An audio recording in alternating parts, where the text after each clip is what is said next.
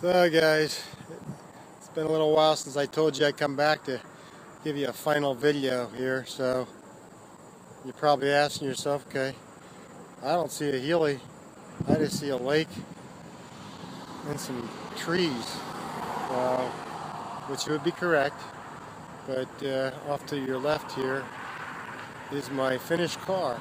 I showed it last weekend for the first time at an all Healy show up in North Jersey, and we scored a gold with it, and points-wise scored very well too. So very happy with the result. So I'm going to shoot a little video here of the car and share it with all you guys and women who've been following my YouTube blog for the last 2.5+ years. So anyway, here we go.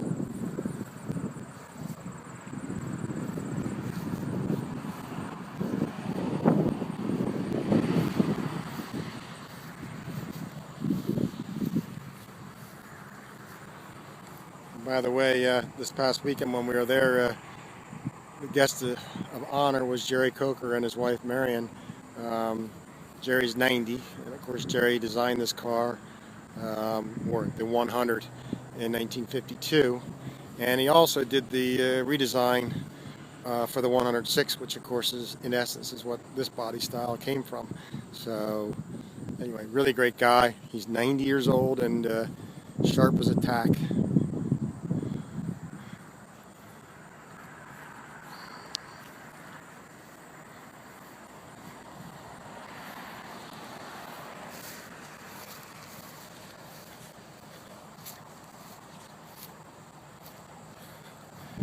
Driving it the last few days with the tuna cover on and just with the driver's cockpit open. It's definitely kind of fun.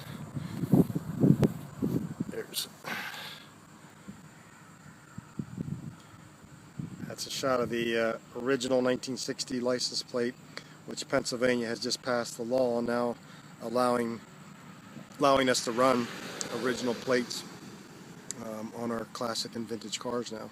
So that literally just went into effect in Pennsylvania just a few days ago here. The tonneau cover on the car is original to the factory. Amazingly enough, it has some small stains on it here and there, but not much. All the hardware, everything on this is original.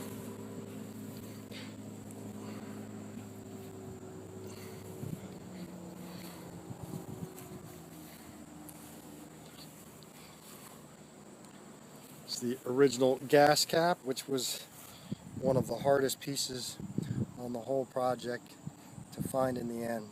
They just don't seem to exist anymore. Shot down here inside the bumper to the license plate light.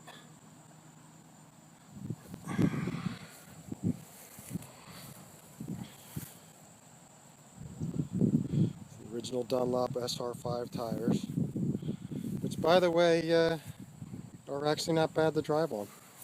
What everybody had sort of implied that they would be, you know, a dicey tire to drive on, but my impression so far is that yeah, I think they're actually pretty nice. Now I'm not pushing the car hard, but still they seem to drive quite nicely. If you can see it or not, but there's the original mark for Triflex, along with the date code that I etched into the windshield.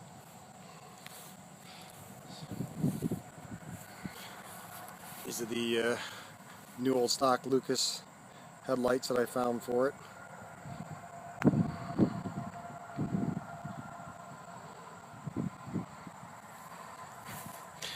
By the way, all the bright work, all the badges, the bumpers, the overrides, all of it is original to the car. This car has zero, and when I say zero, I mean zero reproduction chrome. It's all factory original, or 98%. There's a shot of the other side. The sunlight's probably giving us hell again. Get back over and get a shot of the seats. These seats are constructed all completely like the original seats.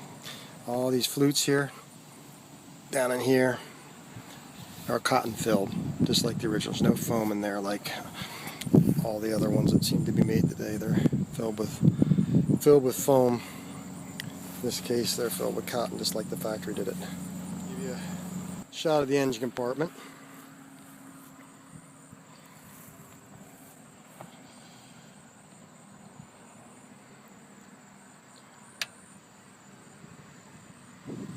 Alright, so here's some good shots of the rear of the car for you.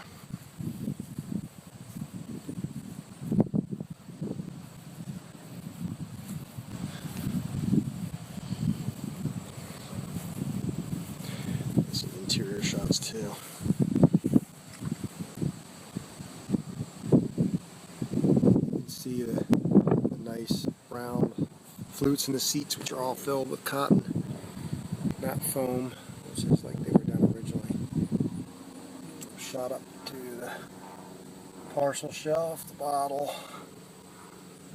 The carpets in this car are all made from NOS Carvel with a jute back.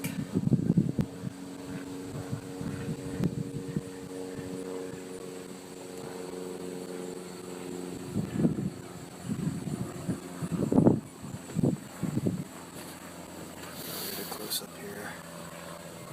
Dash.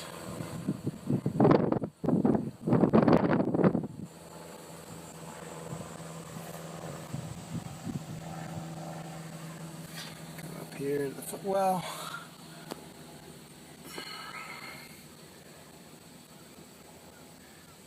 These are the AMCO mats. I get a chance, I'll have to take some shots with those out of here. So.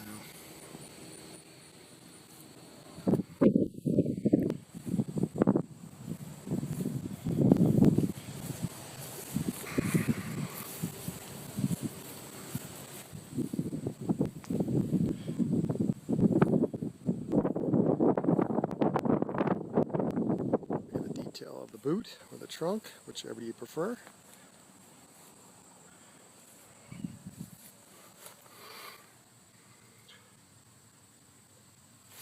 The battery cover you see here is actually, there again, original factory to the car. It still was with the car when I got it. I've got the tag down here, which I sort of stuck back out of the way, but that's the factory tag. And there's the toolkit bag. Got all the original tools. There's the strap we had manufactured for the spare tire. These are not available. And so this strap was copied from an original, and it's all hand sewn per the original item. And the buckle was all the exact same as we found on the original piece that was copied. So, but nobody makes a strap that we could find anyway that was correct like the original. So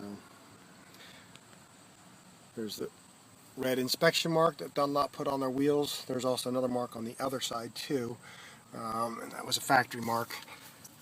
As we speculate, don't have documentation, but that it was to indicate that the wheel had been inspected and checked for true, not to be mixed with wheels that were, not checked yet before they left the plant. And here's one of the really cool things, is the autograph I was able to get from Jerry Coker last weekend. So Jerry's 90 years old at this point, and well, he's in amazing health, and really neat guy. So I was very honored to have him sign the car for me. So anyway, alright, so I pulled the tonneau cover off so I can give you a full shot of the rest of the interior. So see the bows here. So I'm waiting for the top. It's being made in England right now, so I couldn't find any good ones here in the US that I was happy with. So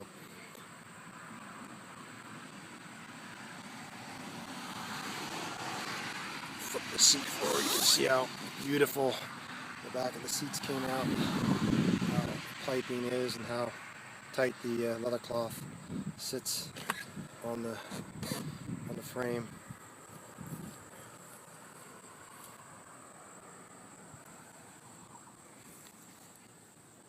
Shot of the carpets.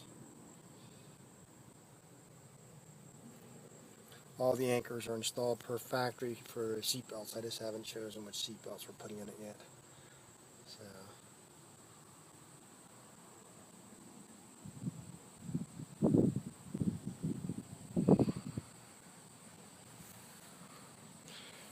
So anyway, that's pretty much a full tour of the outside. Maybe at some point I'll get it up on the lift and do a final tour underneath there. So anyway, hope you enjoyed it, guys. And I know I might be posting some other videos, so I'm working with maybe getting a hold of some GoPros and go out and do some road video with the chase car. So anyway, if that happens, I'll get it posted as soon as I can.